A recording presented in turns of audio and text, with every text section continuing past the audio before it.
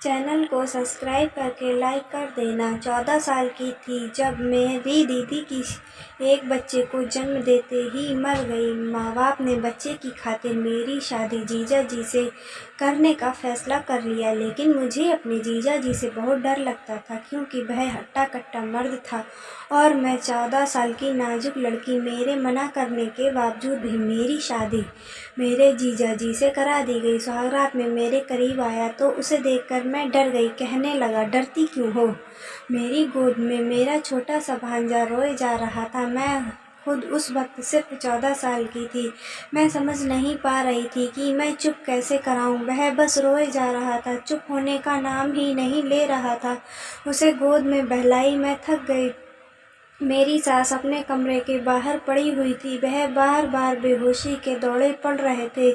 मैं खुद भी एक बहुत बड़े गम से गुजर रही थी। मेरी दीदी बच्चों की पैदाइश होते ही दुनिया से चली गई थी, लेकिन जब बच्चा चुप ना हुआ तो मैं खुद भी रोने लगी। मेरी आवाज़ सुनकर पापा मेरे कमरे में आ गए। मुझे उस बच्चे के साथ रोता देखकर कहने लगे, गौरी क्या हुआ बेटा, क्यों रो रहा है? मैंने कहा, पापा ये बच्चा चुप ही नहीं हो रहा है, मैं इसे कैसे चुप कराऊं? मेरे पापा ने उस बच्चे को गोद में लिया और ठंडी सांस भरी। कहने लगे, इतने में माँ को खोया है, क्या कर सकते हैं? बड़ी मुश्किल से मैंने अपनी माँ को भांजे को संभाल लिया था।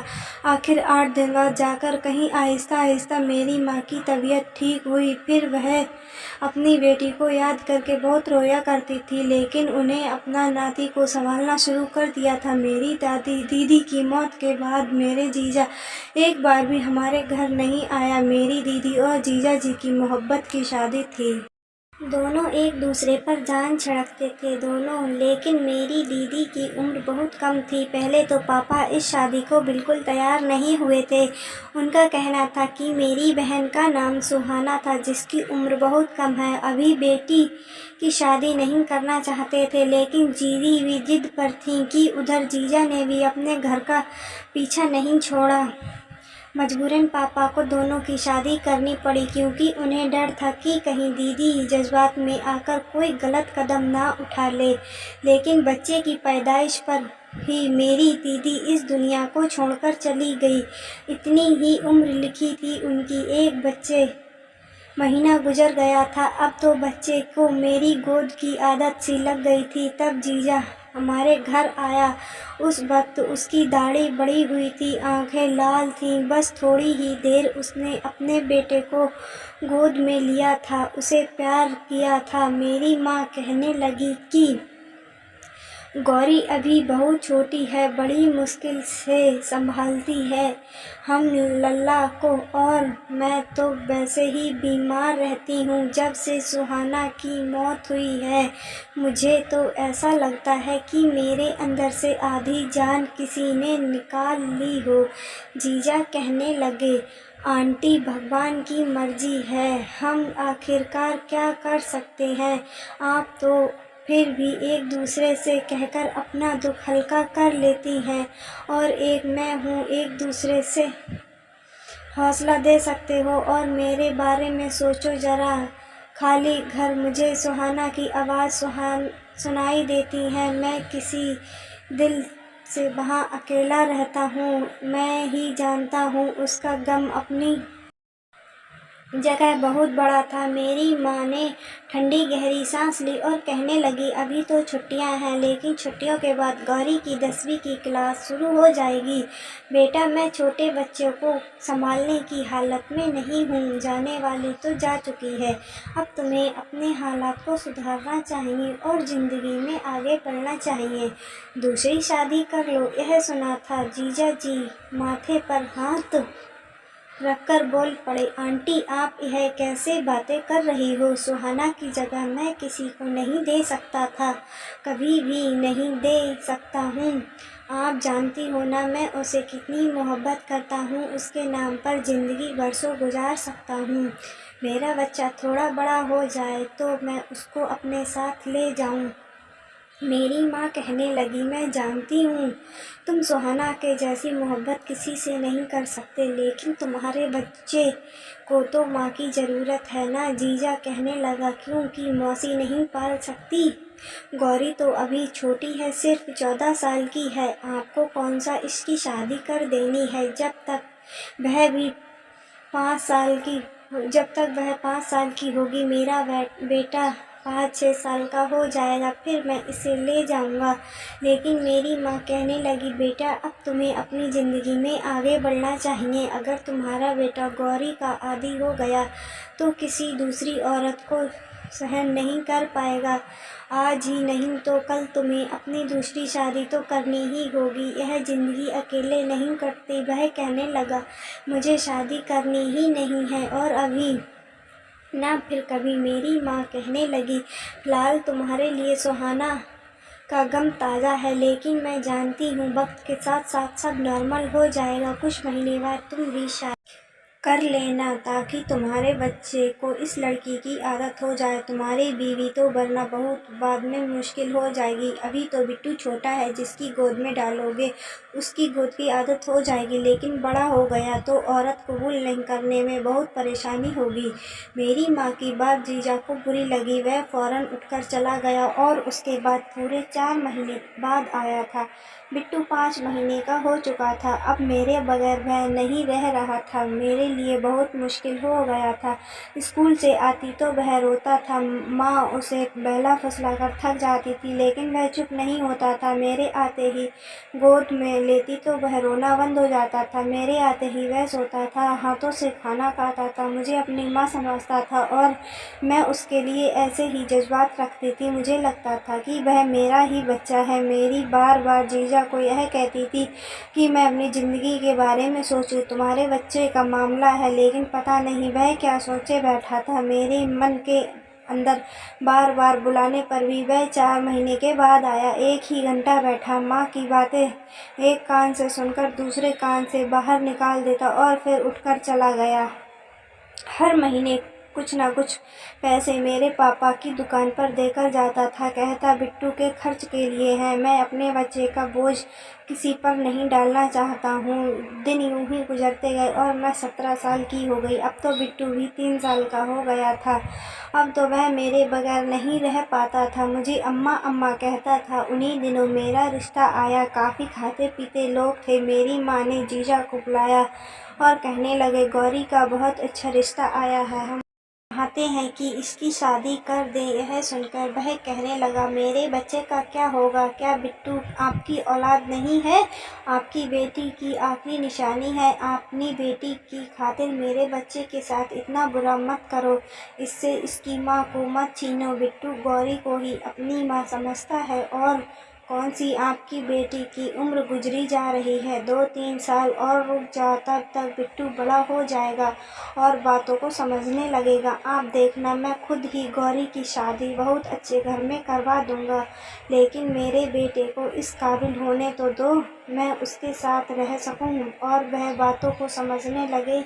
मेरी माँ कहने लगी, तुम समझते क्यों नहीं हो दामाद जी? अभी वह गौरी की जान नहीं छोड़ता है और उसे अपनी माँ समझता है। वह बड़ा हो गया तो इसके बगैर बिल्कुल नहीं रहेगा। और वक्त कुछ खास पता नहीं, मैं बीमार रहती हूँ। गौरी के पापा भी ब्लड प्रेशर के मरीज हैं। हम अपनी बच्चों की शादी जल्द ही करना चाहते हैं। तुम अपने बारे में सोचो। वह कहने लगा, ठीक है, आपको इतनी ही जल्दी पड़ी है तो फिर गौरी की शादी मुझसे क्यों करा दो। जीजा ने यह बात अचानक ही कह दी थी। मेरी माँ को इस बात की उम्मीद नहीं थी कि जीजा ऐसा भी कह सकता था। यह सुना मेरी माँ ने उसे देखा तो वह कहने लगी, तुम गौरी से बड़े हो, पूरे 10 साल बड़े हो। जीजा ने कहा, तो फिर क्या हुआ? बिट्टू गौरी को अपनी माँ समझता है, उसके बगैर नहीं रह सकता, और मैं किसी दूसरी औरत को लेकर आऊँगा तो वह पता नहीं बच्चे के साथ कैसा सलूक करेगी। हो सकता है इसके साथ माँ का प्यार ना कर सके, मेरे सामने बच्चे को प्यार करे और पीठ पीछे इसको मारती रहे। गौरी इसकी मासी है, इसे बहुत अच्छे से रख सकती है। माँ जैसा प्यार देगी जैसा अभी दे रही है। मुझे शादी की कोई ख्वाहिश नहीं है, लेकिन मुझे अपने बच्चे के लिए माँ चाहिए जो गौरी से बढ़कर और कोई नहीं हो सकती। मेरी माँ कहने लगी, मैं तुम्हारे ससुर से बात करके देखूंगी। गौरी ने एक ही बेटी है, अगर तुम उसे अपनाना चाहते हो तो पूरे दिल से अपनाना, न सिर्फ बिट्टू की माँ की हैसियत से बल्कि अपनी बीवी की हैसियत से भी अपनाओ, ताकि मुझे शादी के बाद अपनी बेटी की तरफ से फिक्र ना रहे। यह सुनकर जीजा के माथे पर बाल पड़ गए। यह कहने लगा कि आपको शिकायत का मौका नहीं मिलेगा। जीजा अच्छे खाते पीते घराने से ताल्लुक़ रखते थे, देखने में भी खूबसूरत नौजवान थे। उम्र 29 साल थी। कोई भी उन्हें लड़की उनको देखकर अपना दिल उन पर रख सकती थी, लेकिन मेरे दिल में उनके लिए ऐसा कोई जज्बात नहीं था। कैसे भी मैंने उन्हें हमेशा अपना भाई की नज़र से ही देखा था। उनके घर में किसी भी चीज़ की कोई कमी नहीं थी। जब यह बात मेरे पापा को पता चली तो कुछ सोच समझकर उन्होंने भी हाँ कर दी थी, क्योंकि वह मेरे उम्र से काफ़ी बड़े थे, लेकिन उनके अलावा मैं कोई कमी नहीं थी। सबसे बड़ी दिक्कत तो बिट्टू की थी। वह मुझसे बहुत छोटा था और माँ की उसे बहुत ज़रूरत थी। अब नई नई औरत का क्या भरोसा, उसे सगी माँ की तरह मोहब्बत दे या ना दे। और यह सोचकर मेरे पापा ने शादी के लिए हाँ कर दी। और उसके ऊपर के बाद घर में किसी चीज़ की कमी नहीं थी। बिट्टू भी मेरा आदी हो चुका था। मेरी माँ ने मेरी रजामंदी पूछी तो मैंने भी कोई ऐतराज़ नहीं किया।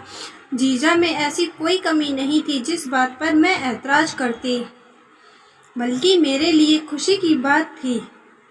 अब मैं बिट्टू की देखभाल आराम से कर सकूंगी, क्योंकि बिट्टू से मुझे बड़ा ही लगाव हो गया था। खैर, बड़ी सादगी के साथ मेरी और आकाश मेरे जीजा की शादी कर दी गई। जब मैं विदा होकर आकाश के घर गई तो मेरा दिल जोर जोर से धड़क रहा था। ऐसा सोचा भी नहीं था, बस यही था कि वह मेरा जीजा है। फिलहाल तो वह मेरा दिल बिल्कुल खाली था, इसमें कोई भी जज्बात नहीं था।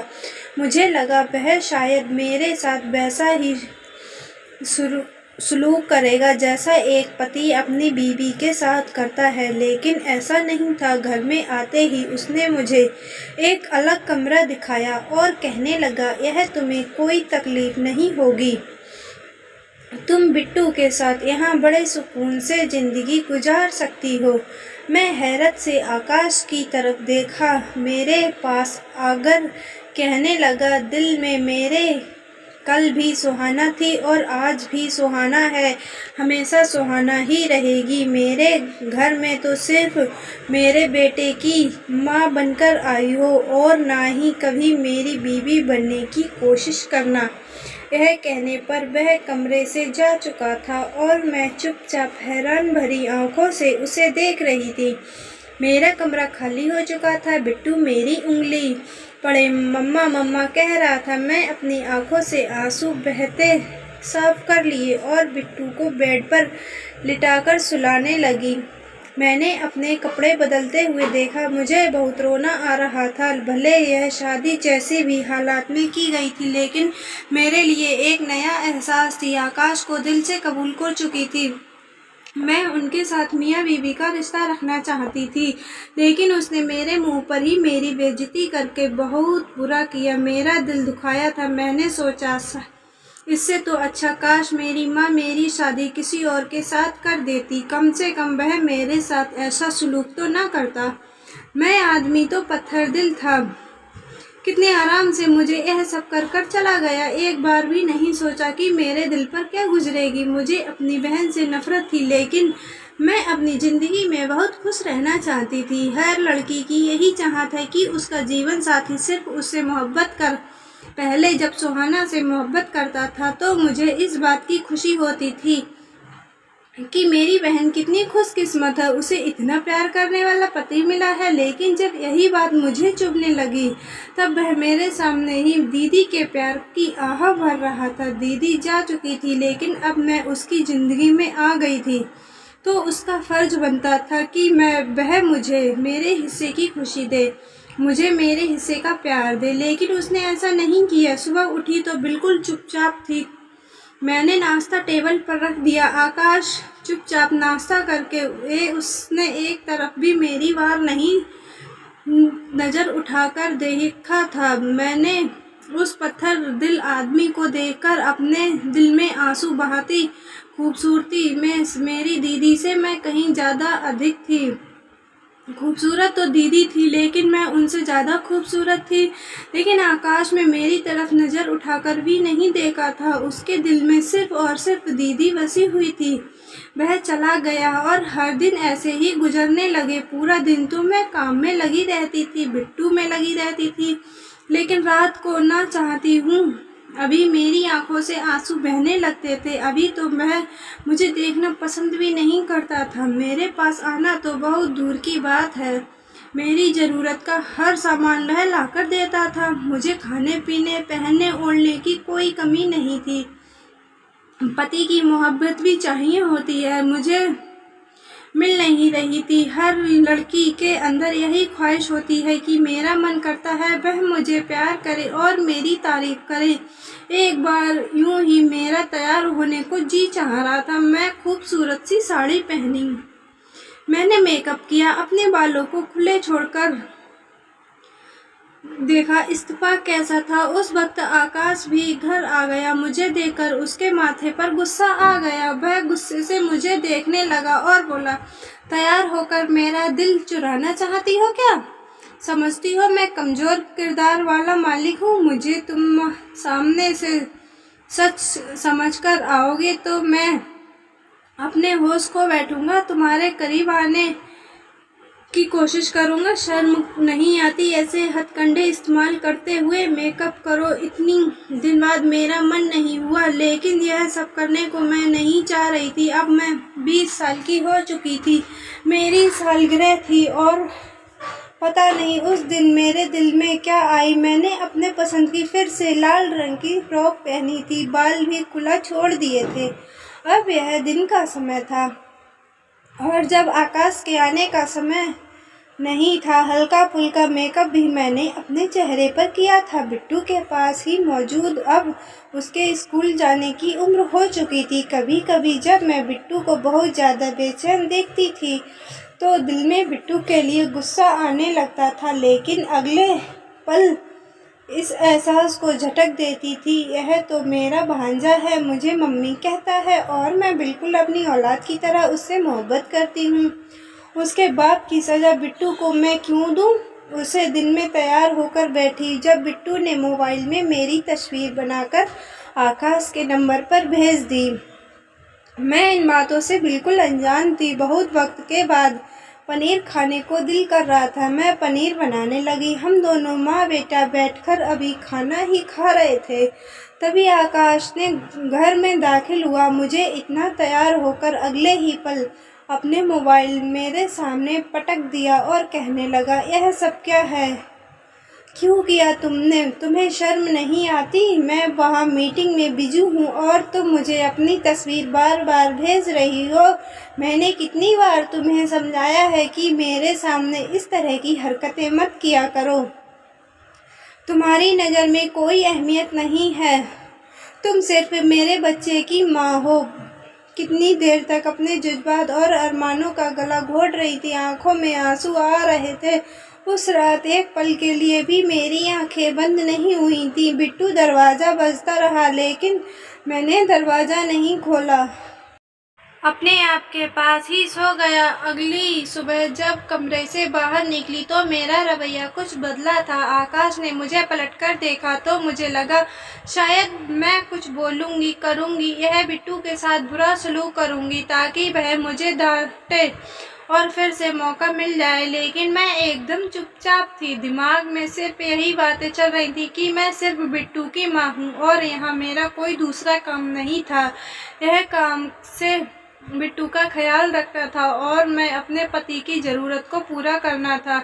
मैंने अपना मन तो कब का मार लिया था। सारी मोहब्बत, सारे जज्बात, सारे पाप जो मेरी उम्र की लड़कियां देखती हैं, मैंने देखना छोड़ दिए थे। बड़े प्यार से मैंने बिट्टू को पढ़ाया। उसके बाद मैंने स्कूल छोड़कर सारे काम काज किए, जितने सूट कीमती महंगे जोड़े जो मेरी माँ ने मुझे दिए थे। मैंने सारे कपड़ों को आग लगा दी। मैंने खुद पर ध्यान देना छोड़ दिया। कितने दिन तक मैं कंघी भी नहीं करती थी। खैर, बिट्टू के साथ आकाश हर जिम्मेदारी निभाती थी। आकाश से बोलना छोड़ दिया था। काफ़ी ज़रूरत होती तो बोल देती और अपने कामों में लगी रहती थी। मुझे चुपचाप देखकर शायद अब आकाश भी को एहसास होने लगा था। कभी कभी वह मुझसे बात करने की कोशिश करता, लेकिन मैं बस हाँ में जवाब देती। उसकी हिम्मत नहीं होती कि वह मुझसे बात करने लगे, लेकिन इन सब बातों का मुझे कोई फर्क नहीं पड़ता था। मेरे जज्बात कब के मर चुके थे। अब जो टाइम बचता था उसमें हम बिट्टू को पढ़ाई करवाया करते थे। ना ही मुझे अपनी खूबसूरती को बनाए रखने के शौक था और ना ही सजने संवरने का। मैं तो यह भूल गई थी कि कोई फंक्शन और त्योहार भी होता है। मैंने कभी सच सवर कर नहीं जाना था। इस बार तो हर आया तो शायद आकाश नोट कर चुका था। जब वह बिट्टू को मॉल लेकर गया तो मुझे भी चलने के लिए कहने लगा, लेकिन मैंने काम का बहाना बनाकर मना कर दिया। आकाश बिट्टू के साथ वापस आया तो बड़ा ही खुश था। मेरे पास आया और एक खाकी कागज मेरी तरफ बढ़ा दिया। कहने लगा, मैं तुम्हारे लिए कुछ लाया हूँ। यह कहते हुए वह कुछ हिचक रहा था। इतने सालों में वह आखिर मेरे लिए क्या चीज़ लाया था।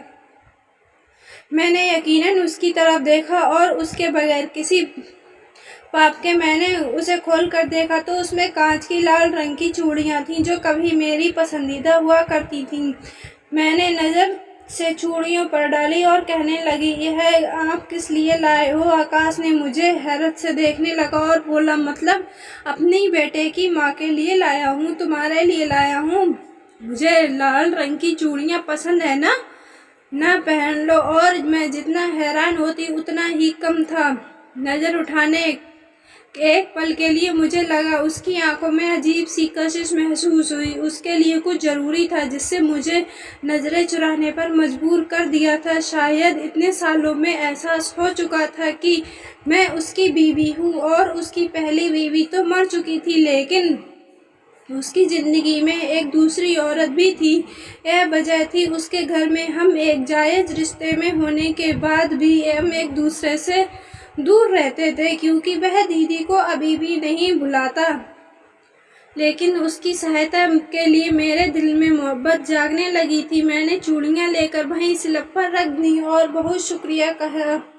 इतना कहने के बाद मैं वहाँ से जा चुकी थी, लेकिन उसने अब मुझे इन चीज़ों से कोई फ़र्क नहीं पड़ता था। तो हर समय तैयार होते थे, घर में कामों में ही लगी रहती थी। मेरे माँ बाप भी वहाँ आ चुके थे। बाकी ख़ानदान के लोग हमारे यहाँ मिठाइयाँ देने आए हुए थे। सब लोग मुझे कह रहे थे कि तुम्हारी उम्र की लड़कियाँ तो दो बच्चों की माँ बन गई हैं और आज पूरी तरह से तैयार रहती हैं, हाथों में चूड़ियाँ पहनती हैं, मेकअप करती हैं, लेकिन तुम तो उजड़ी हुई हो। हालात आकाश ने मुझ पर ध्यान तो दिया, मेरे पास चला आया, कहने लगा, तुम यहाँ सब अकेले क्या कर रही हो? देखो सभी तैयार हैं, तुम एक काम के चक्कर में बनी हुई हो। चलो जाओ, काम छोड़ो, अब तैयार हो जाओ। आज आकाश ने मुझे मुस्कुराकर देख रहा था और कहने लगा, तैयार हो जाओ। और मुझे जितनी राहत होती थी उतनी ही कम थी। मेरे करीब आने की कोशिश करने लगा। मैंने कहा, आपको याद आ गया? इतने सालों में ना जाने कब इसी हाल में रहती चली आ रही हूँ। साल में ना जाने कितने त्योहार आते हैं, लेकिन मैंने कभी नए कपड़े नहीं पहने। पहले तो आपने कभी ध्यान नहीं दिया। आज आपको क्या एहसास हो रहा है? मेरे सवाल पर वह लाजवाब हो चुका था। मेरी माँ ने भी मेरा हाथ पकड़कर कहा, मेहंदी क्यों नहीं लगवाई तुमने? और ना ही नए कपड़े पहने और ना ही ज्वेलरी पहनी है।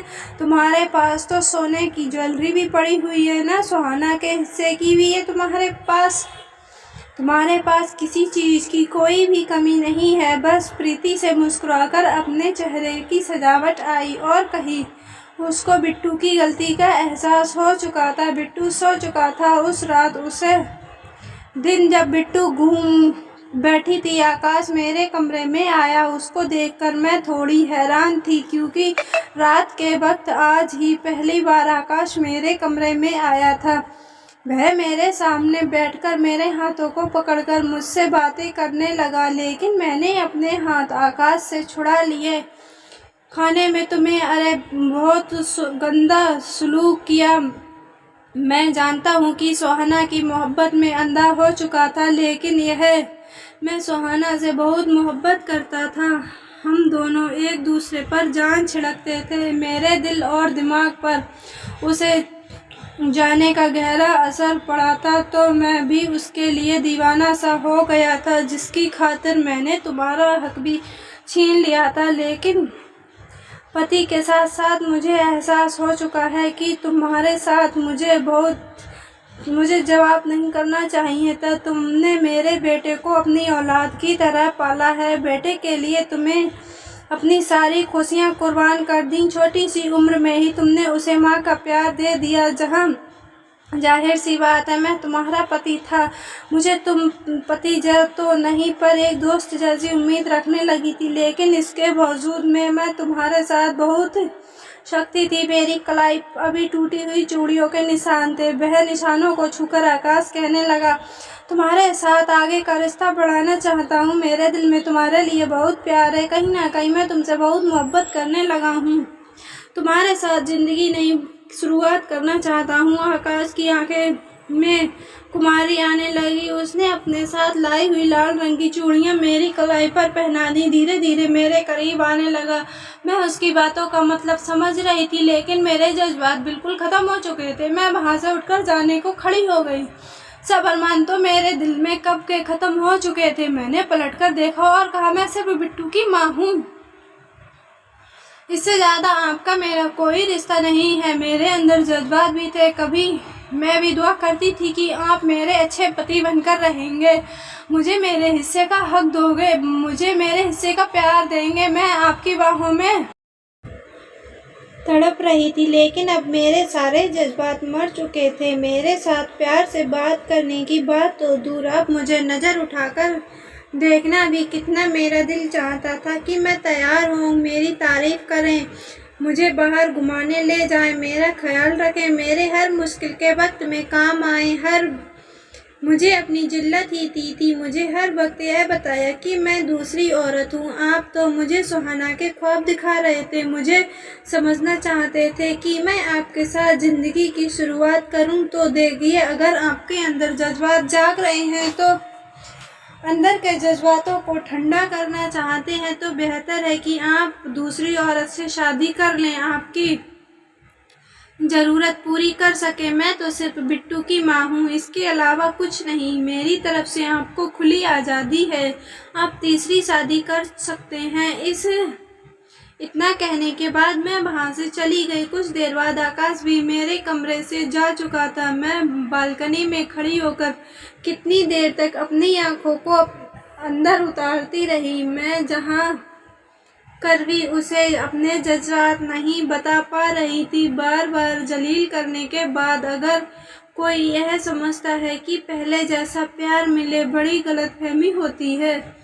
ऐसी ही अच्छी कहानी सुनने के लिए हमारे चैनल को सब्सक्राइब करें। मैं उम्मीद करती हूँ कि आपको यह कहानी ज़रूर पसंद आई होगी। अगर आपको मेरी कहानी पसंद आई हो तो प्लीज़ चैनल को सब्सक्राइब करके लाइक कर देना और कमेंट में बताना कि कहानी कैसी लगी। धन्यवाद।